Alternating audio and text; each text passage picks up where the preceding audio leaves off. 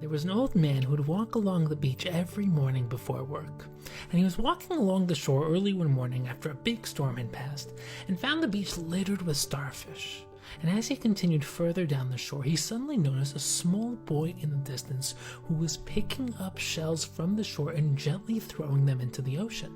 And as he got closer, he realized that this boy was actually walking amongst the thousands of starfish that had been washed up during the storm. And as he came across each starfish, he would gently pick it up and throw it back into the ocean.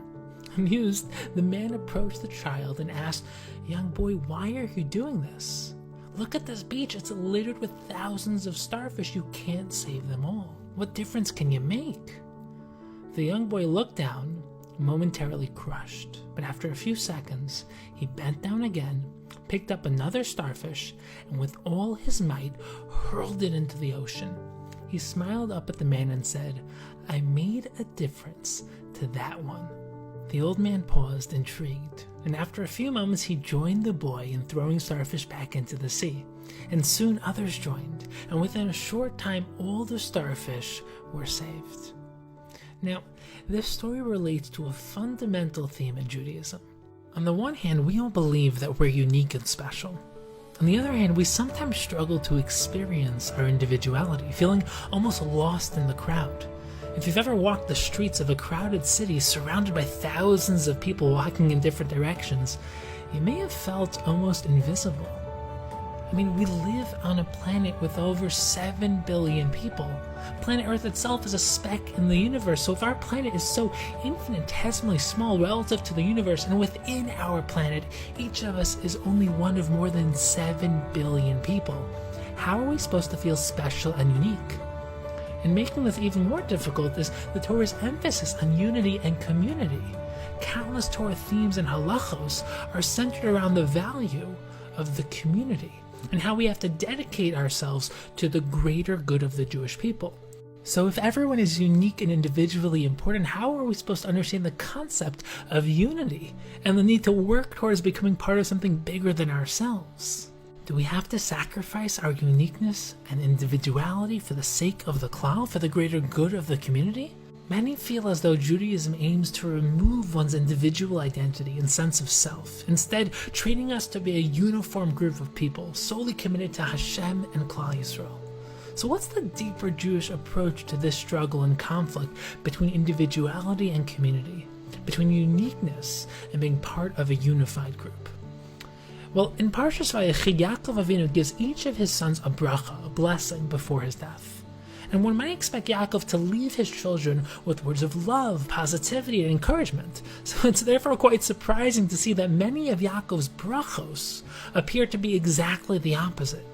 His words for Shimon and Levi seem to qualify as outright rebuke. How are we supposed to understand the meaning of this? So in order to grasp the meaning behind Yaakov's brachos, as well as the relationship between individuality and community, we have to study the concepts of order and structure based on the ideas of Rav Eliyahu Dessler. Rav Dessler, a prominent 20th century Jewish thinker and author of Michtav Meliyahu, writes about 3 different levels of order. The first is order for the sake of order, which is a practical form of order where pieces simply come together in an orderly, organized structure. The second is where the pieces within a structure are organized in such a way that it provides practical use and accessibility. And the third is where the pieces within the structure come together in such a way that the ensuing result transcends the sum of the parts. So let's explore each form of order in further depth. The world we live in is exquisitely structured and organized, down to the finest detail. Anyone who has studied physics, biology, or chemistry has gotten a taste of the beauty and sophistication of our world's order. Every human being has an inner order which allows our bodies to maintain homeostasis. The second level of order is where something is ordered in such a way that it yields practical benefits. For example, a library is organized in such a way that gives one access to a tremendous amount of information.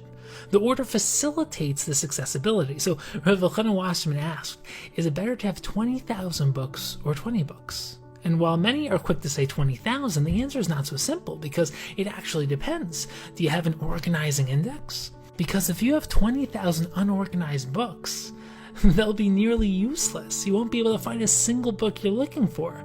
With the 20 books, you'll at least have access to each of them. However, if you have a system of organization for the 20,000 books, then of course it's better to have 20,000 books. But the third form of order is fundamentally different from the first two.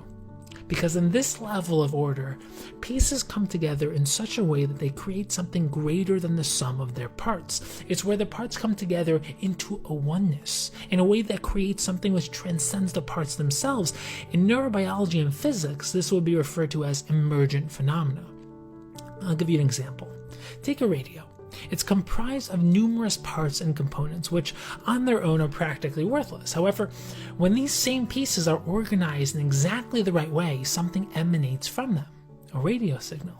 And this type of order is completely different from the first two forms of order, because when a library is organized, you're still left with nothing more than the books on the shelves. And when the library is disorganized, each book still maintains its individual value. However, within this third level of order, each individual piece is worthless when all the pieces are not unified, and transcendent when the pieces are organized properly and connected.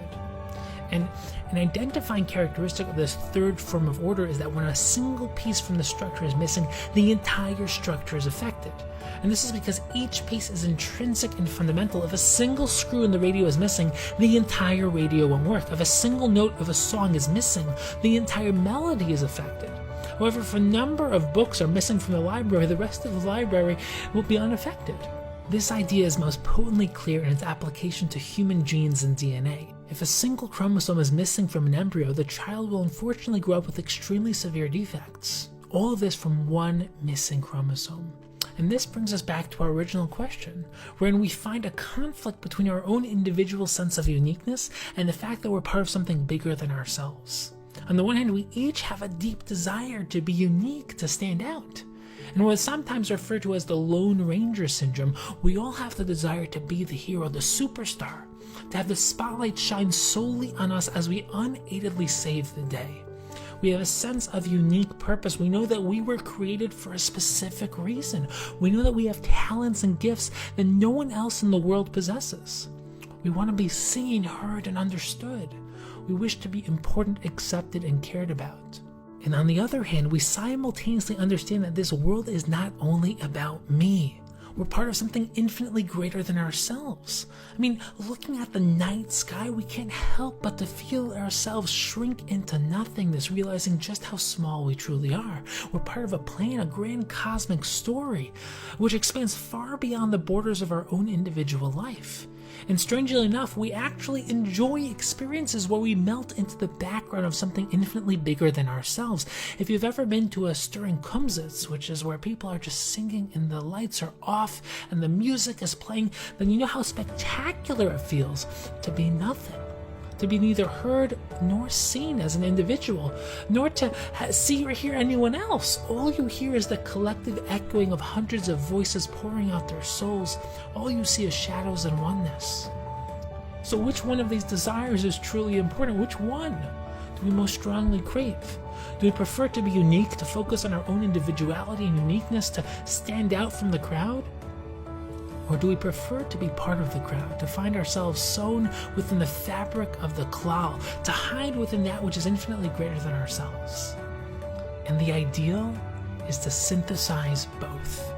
Klal Yisrael is a nation shaped by the third level of order. Each of us is completely unique and intrinsic, but only when we're connected to the rest of Klal Yisrael, living with a higher purpose. The ideal is to find your uniqueness within the klal, within the collective, within that which is infinitely greater than yourself. To find your talent, your passion, your gift, and then wholeheartedly devote that to Klal Yisrael, to the world.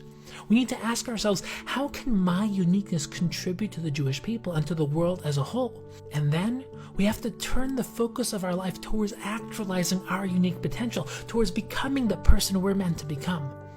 And we can now understand the meaning behind Yaakov's brachos. If we analyze them closely, we begin to realize that Yaakov wasn't simply blessing his children. He was showing each of them their unique purpose, their unique mission. Each of the brothers had their own unique talents, and their unique roles reflected those unique talents. In the case of Shimon and Levi, Yaakov was helping them see their character traits, their strengths and weaknesses. Only by fully understanding who they were and their unique midos, their characteristics, would they be able to fulfill their unique role within Klal Yisrael. When all the brothers come together as one, each fulfilling their role, they melt together into a oneness, into Klal Yisrael. And as we previously discussed, this is what the brothers expressed when they declared Shema Yisrael on Yaakov's deathbed. They were declaring their oneness as a collective whole. Not only were they great as individuals, but they united into a cohesive and harmonious collective. Just like Hashem Echad, Hashem is one, so too we, Klal Yisrael, are one.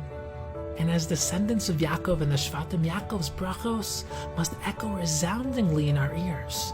He was speaking to each and every one of us as well. We have to determinedly search for our own uniqueness, but then strive to fully devote that uniqueness to the Klal, to that which transcends our limited selves. Our true greatness lies in finding our greatness within that which is greater than ourselves. We can't think of ourselves as meaningless or as an unimportant person lost in the crowd. Each of us is unique, each of us is important.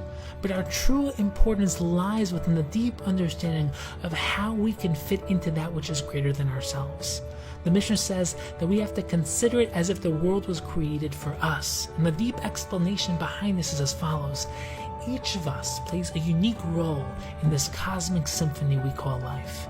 Just as each screw in the radio is fundamental, and a single missing screw renders the entire radio obsolete, so too each of us is fundamental, and without us, the story of our world would not be complete. Each of us is a letter in the ultimate Sefer Torah, a word in the story of life. We have to write our own story, with the recognition that our story is part of a big story. His story. Our story.